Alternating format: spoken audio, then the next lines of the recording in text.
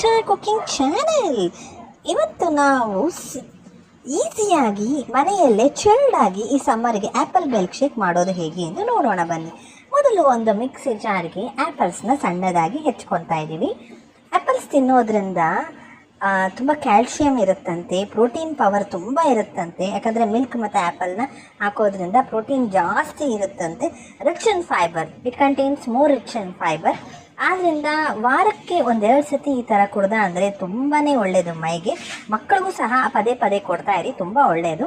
ಆ್ಯಪಲ್ಸ್ನ cut ಮಾಡಿದ ನಂತರ ನಿಮಗೆ ರುಚಿಗೆ ತಕ್ಕಷ್ಟು ಸಕ್ಕರೆಯನ್ನು ಹಾಕಿಕೊಂಡು ಹಾಲು 1 ಗ್ಲಾಸ್ ಹಾಲನ್ನ ಹಾಕ್ಕೊಳ್ತಾ ಇದ್ದೀವಿ. ಮಾಡೋದು ತುಂಬ ಸುಲಭ. ಇದನ್ನು ನೀವು ಜ್ಯೂಸ್ ಅಂಗಡಿನಲ್ಲಿ, ಜ್ಯೂಸ್ ಶಾಪ್ನಲ್ಲಿ ಕುಡಿಯೋಕ್ಕೆ ಹೋದ ಅಂದರೆ ಸ್ವಲ್ಪ ಕಾಸ್ಟ್ಲಿಯಾಗೂ ಇರುತ್ತೆ.